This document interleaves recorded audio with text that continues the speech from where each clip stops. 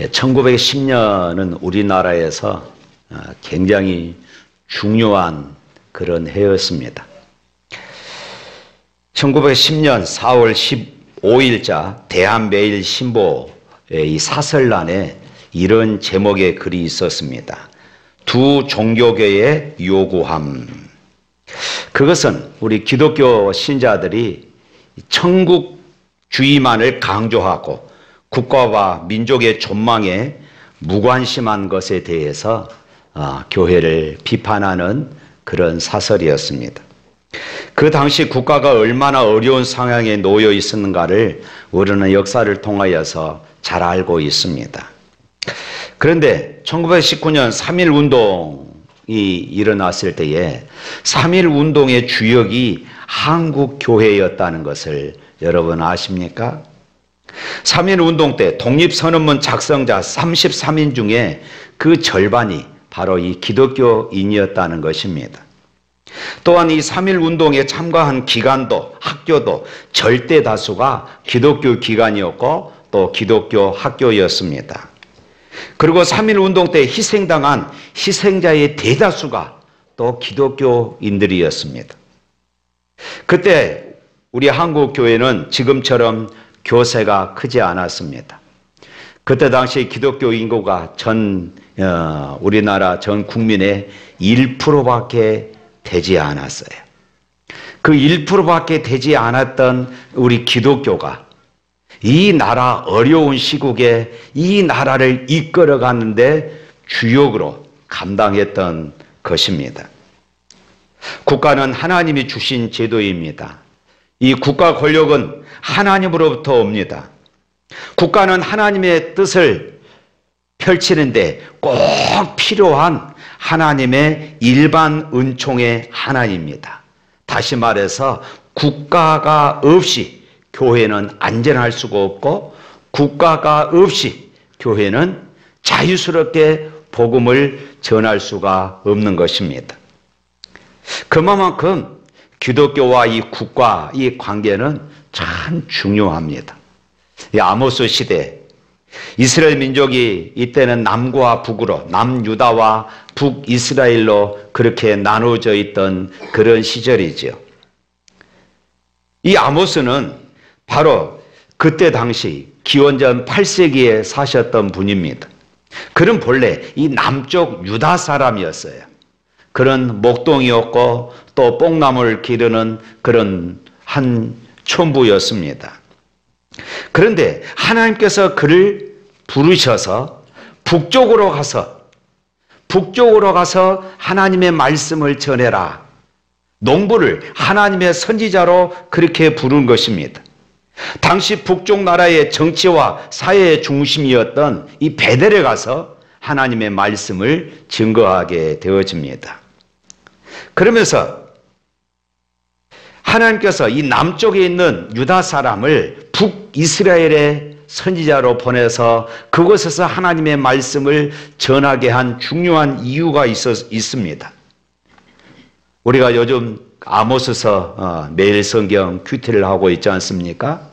거기에 보면은 이 성경의 아모스서에 나타나 있는 대로 당시 그 나라의 사정은 실로 이 부패와 그리고 부정과 불의가 가득한 그런 시대였어요. 그래서 오늘 본문에 아모스서 전체의 이 중심 주제라고 할 수 있는 그 말씀이 오늘 24절에 나와 있습니다. 24절 다 같이 한번 읽어볼까요? 오직 정의를 물같이 공의를 마르지 않는 강같이 흐르게 할지어다. 그만큼 그 시대에는 정의가 무너졌고 공의가 무너져버린 이런 시대였던 것이지요. 그러면 이 말씀의 뜻이 무엇일까요? 우선 정의를 물같이 흐르게 하라. 여기에서 이 정의라는 말은 이 언어의 뜻에 보면은 재판관들이 법대로 바르게 재판하는 것, 그리고 백성들이 법을 잘 지키며 살아가는 것, 이것이 정의다. 원문에 그렇게 뜻을 담고 있습니다. 그리고 이 정의가 물같이 흐른다는 것은 무엇을 의미합니까? 이 물이 흐르는 것은 자연의 이치이고 순리이지요. 그런데 댐을 건설한다든지 뚝을 이렇게 쌓으면은 물이 자연스럽게 흐르지 못하고 가두어지기도 하고 엉뚱한 곳으로 물이 흐르기도 하는 것입니다. 그래서 정의가 물같이 흐르게 하라라, 이 말씀의 의미는 사람들이 순리대로 법을 지키게 하는 것을 말합니다. 권력이나 돈, 그리고 인간관계 같은 것들 때문에 이 법이 순리대로 지켜지지 않는 것이 방해받지 않도록 하라 하는 이런 말씀입니다. 영국의 윈스턴 처칠에 관한 그 일화가 있습니다. 그분이 수상 시절에 이제 강요 회의에 가느라고 과속을 했습니다.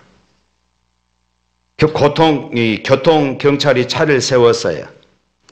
처칠은 이제 수상인데 강요 회의에 늦어서 그 시간에 맞추느라 이제 어쩔 수 없이 과속을 할 수밖에 없었다고 이렇게 이야기를 합니다. 그랬더니 그 교통 경찰이 이렇게 이야기했어요. 만인은 법 앞에 평등합니다. 그리고 과속 스티커를 끊었습니다. 강요회의 후에 처칠이 감동을 받고 이 경찰청장을 불렀습니다. 그리고 그렇게 법을 수호하는 경찰이 있다는 것이 너무나도 자랑스럽다고 이야기를 하면서 그 경찰을 특진시키라고 명령했어요. 그러자 이 경찰청장이 이렇게 대답을 했습니다.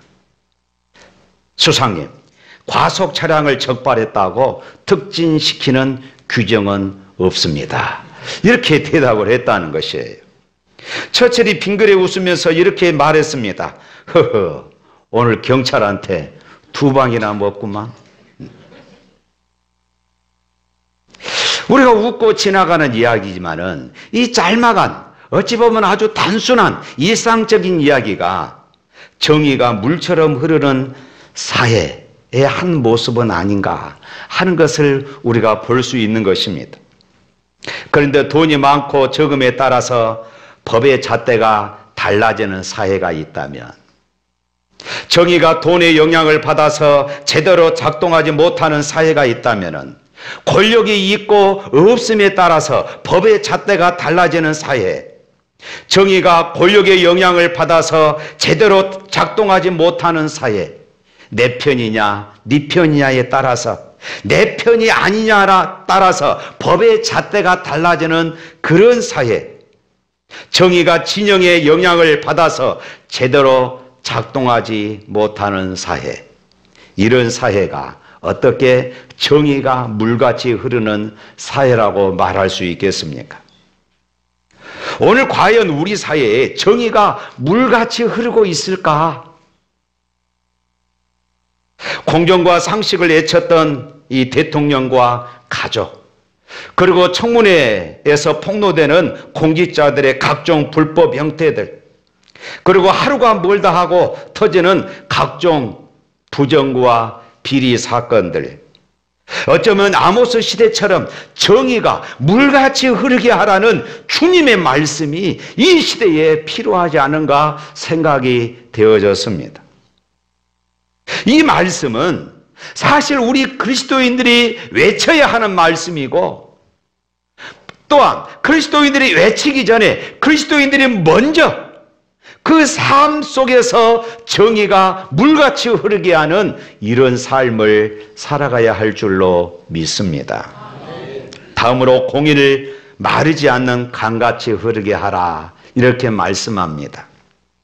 여기에서 이 공의는 언어상의 말씀에 보면은 하나님의 법과 관련된 상황에서 사용되는 말입니다. 다시 말해서 의로우시고 선하신 하나님의 뜻에 따라 살아가는 것, 이것이 바로 공의다. 성경은 이렇게 정의하고 있습니다. 신명기 25장 15절 말씀 우리 화면에 한번 읽어보시길 바랍니다. 오직 온전하고 공정한 저울추를 두며 온전하고 공정한 되를 둘 것이라. 그리하면 내 하나님 여호와께서 내게 주시는 땅에서 내 날이 길리라. 장사를 할 때에 공정한 저울과 되를 사용하란 말입니다. 이 말씀은 세상을 살아가면서 지켜야 할 하나님의 법의 구체적인 한 신뢰가 될 수가 있을 것입니다. 다시 말해서 거짓과 속임수가 아니라 공정이 잘 지켜지도록 살아가는 것이 공의를 강같이 흐르게 하는 하나의 방법이기도 하는 것입니다. 공의가 강같이 흐른다는 말은 또 무슨 말일까요? 이스라엘 강들은 대부분 건천입니다. 이 건천이라는 말은 우기 때는 물이 많이 있어서 물이 흐르니까 강이 되지만은 건기 때는 메말라 버려서 이것이 강이라고 할 수 없을 만큼 하는 그런 강이었습니다. 그런데 여기서 강같이 흐른다 이 말의 이 의미는 그런 강을 말하는 것이 아니라 우리나라처럼 사계절 1년 내내 흐르는 그런 강입니다. 그러니까 공의가 상황에 따라서 지켜지기도 하고 지켜지지 않기도 하는 것이 아니라 1년 내내 어떤 환경에서도 하나님의 공의는 흘러야 한다는 것이에요. 근자에 우리 사회에 엄빠 찬스라는 말이 있습니다. 여러분들 무슨 말인지 아시죠?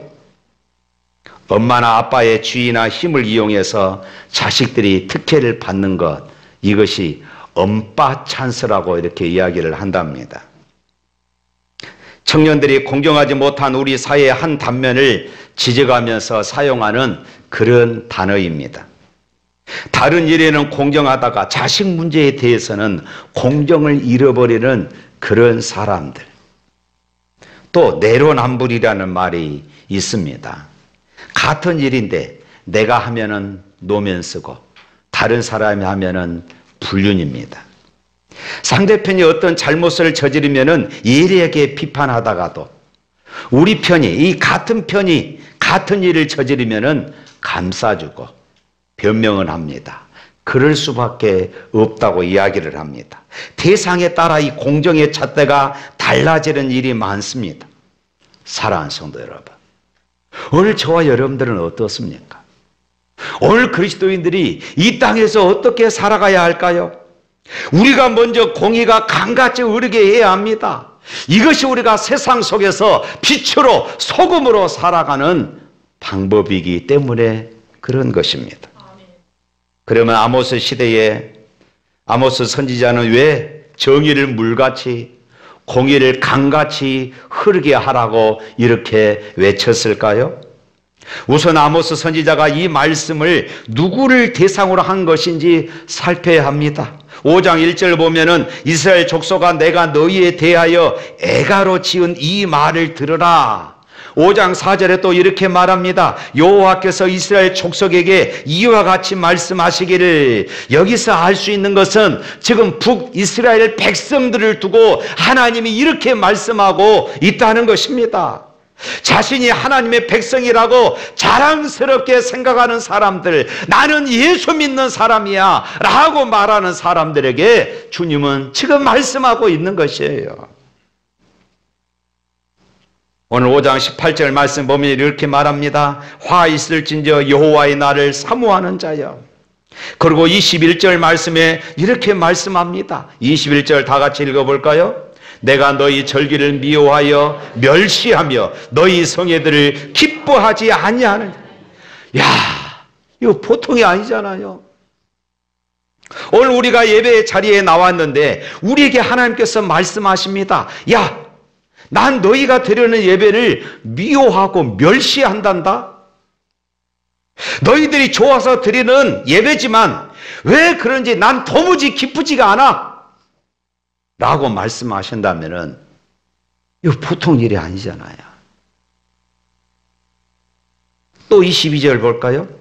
22절 시작. 너희가 내게 번제나 소제를 드릴지라도 내가 받지 아니할 것이요 너희의 살진 희생의 한목제도 내가 돌아보지 아니하리라. 삶의 현장에서 착취와 폭력을 행하면서 절기 때만 되면은 번제를 드리고 소제를 드리는 이런 예배를 하나님은 받지 않으신다 말씀합니다. 그들은 겉으로는 하나님을 따르지만은 속으로는 돈을 쫓았고, 이익이 되는 일이라면은 이웃을 철저히 수단으로 삼았습니다. 반복되는 절기와 예배 앞에서 그들이 두 손을 모았지만은 고개만 숙일 뿐이었어요. 하나님은 이런 거짓된 예배에 속지 않으십니다. 삶이 없는 거짓된 예배에 하나님은 속지 않으신다는 것입니다. 살진 희생 제물로 화목제로 드려지고 남은 고기를 아무리 이웃과 나눠도 하나님이 그것들을 돌아보지 않으신다는 것이에요. 그러니까 우리가 행하는 예배와 기도, 또 드려지는 제물, 그리고 섬김과 나눔을 하나님이 기뻐하지 않으실 수도 있다, 이것 아닙니까? 우리가 정성껏 하나님 앞에 예배를 드렸는데 하나님이 이 예배를 받지 않으실 수도 있다는 것이에요. 왜 그렇습니까? 종교적인 형식만 있고, 종교적인 껍데기만 있고, 올바른 하나님과의 관계, 내 삶에서 하나님 백성으로 그리스도인으로 순종함이 없는 그런 삶을 살면서 주일날 교회에 나와서 예배드리는 그런 모습들을 하나님은 지적하고 계신 것입니다. 오늘 우리가 중요하게 생각할 것이 무엇일까요? 형식이 아닌 의미가 살아있고 하나님과의 바른 관계를 가지고 사는 삶에서 드려지는 예배가 회복되어야 할 줄로 믿습니다. 그래서 우리의 예배와 기도, 나눔과 섬김을 하나님이 기뻐 받으시고 예배 가운데 하나님이 임재하셔서 축복하시는 그런 예배자가 될 수 있기를 주님의 이름으로 축복합니다. 또 23절, 24절 말씀 또 봅니다. 내 노래소리를 내 앞에서 그칠지어다. 내 비파 소리도 내가 듣지 아니하리라. 오직 정의를 물같이 마르지 않는 강같이 흐르게 할지어다. 노래소리는 히브리어로 세레카인데 성가대가 예배 중에 하나님 앞에 드리는 그런 찬양입니다. 우리가 찬양팀 또 우리 성가대가 열심히 준비하고 연습해서 하나님께 올립니다. 비파 소리는 예배 중에 사용되는 모든 악기들을 대표하는 것입니다. 악기가 동원될 때에 노래소리와 함께 아름다운 하모니를 이루어 하나님께 영광을 우리가 돌리지요. 그런데 하나님께서 말씀합니다. 야, 그 노래소리 그쳐. 그 비파소리 시끄럽다. 여기서 이 그치라 이 말의 이 원래 히브리어 온 뜻은 집어치워라 그 말입니다. 집어치워라 이 말이에요. 너희들이 찬양이라고 부르는 그 형태가 역겹다는 것입니다. 그래서 악기 소리도 듣지 않겠다는 것이에요. 찬양은 하나님을 높이는 일이고 이 일을 위해서 하나님이 우리를 부르셨잖아요. 그런데 뭡니까? 소리에 불과하다는 것입니다.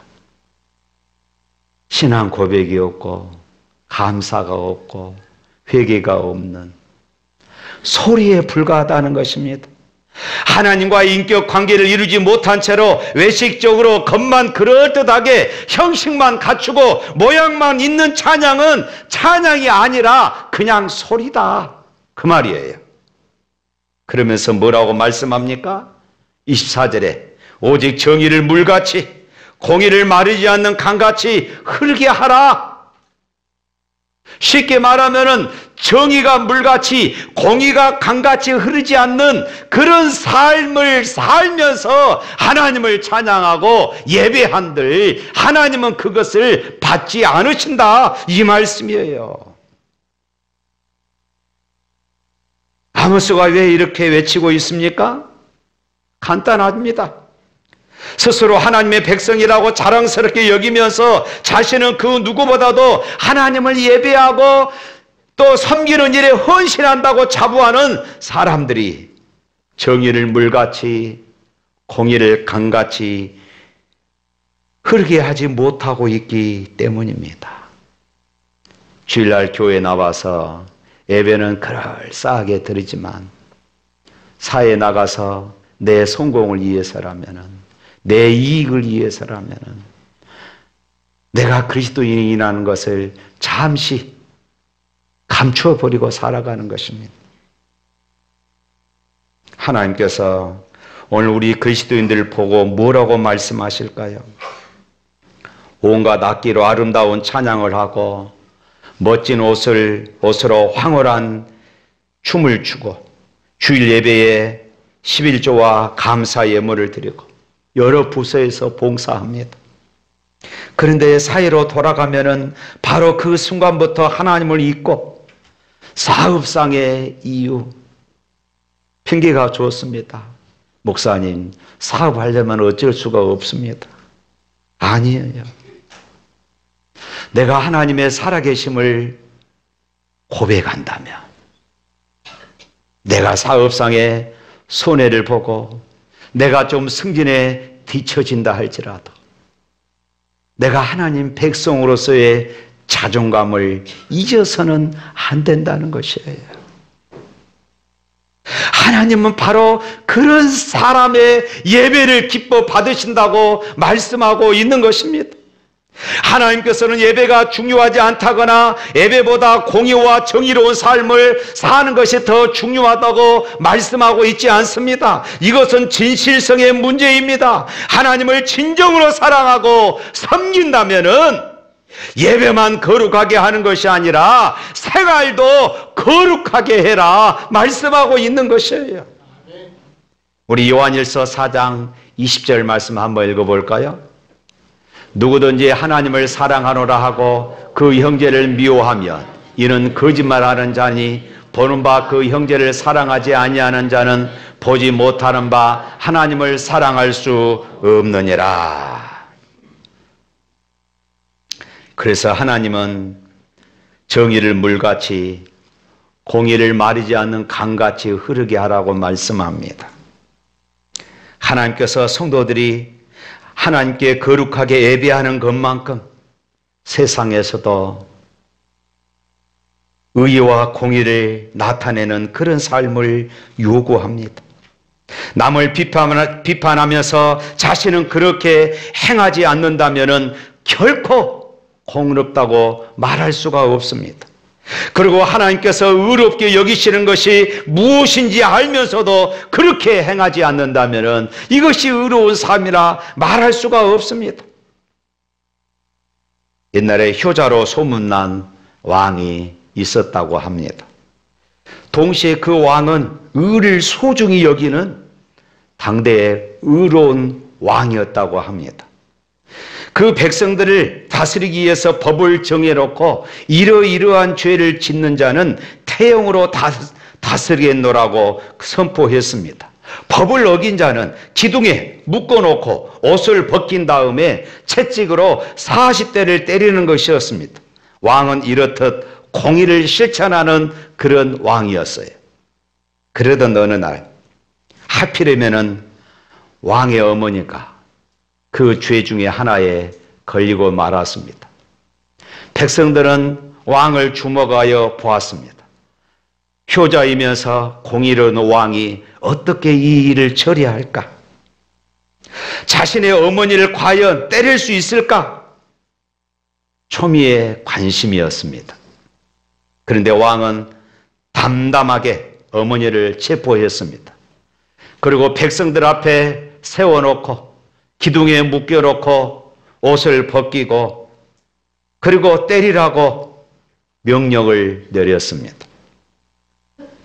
백성들은 모두 놀랐습니다. 그런데 이게 웬일입니까?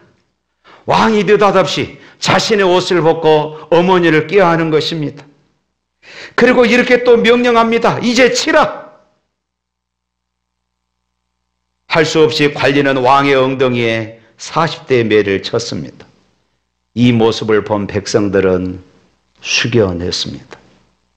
이 일이 계기가 되어서 백성들은 왕의 뜻을 깨닫고 왕을 경외하면서 이 나라의 왕이 정말로 효자이며 공의를 행하는 왕이구나.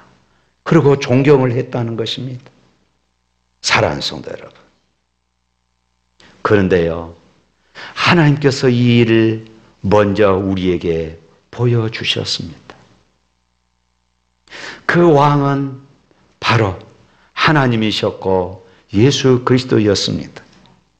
곧 죄가 없으신 예수 그리스도를 인류를 위하여 십자가를 지게 하신 것입니다. 죄로 인하여 40대의 태형을 맞는 것이 아니라 지옥의 형벌을 받아야 할 우리들을 주님이 십자가에 매달려 우리의 모든 죄를 다 감싸 안으시고 우리가 받아야 할 형벌을 주님이 십자가상에서 다 당하셨어요. 이것은 죄에 대하여 하나님의 공의였고 사람에 대하여는 하나님의 말할 수 없는 사랑이었던 것입니다. 이 하나님께서 우리에게 세상에서 정의롭고 공의롭게 살 것을 말씀하고 있어요. 오직 정의를 물같이 공의를 마르지 않는 강같이 흐르게 할지어다. 사랑하는 성도 여러분, 이 나라 정치가 혼란스럽습니다. 이럴 때 우리 그리스도인들이 정신을 차려야 합니다. 나는 내 삶의 현장에서 하나님의 말씀이 지켜지고 있는가? 내 삶의 현장에서 정의가 물같이 공의가 강같이 흐르게 하는 그런 삶을 나는 살아가고 있는가? 먼저 우리 그리스도인들이 나 자신을 먼저 하나님의 말씀에 쳐서 복종시키고 이 나라와 이 민족에 하나님의 정의가 물같이 공의가 강같이 흐르게 하는 빛과 소금의 삶이 될 수 있기를 주님의 이름으로 축복합니다. 우리 찬양하겠습니다.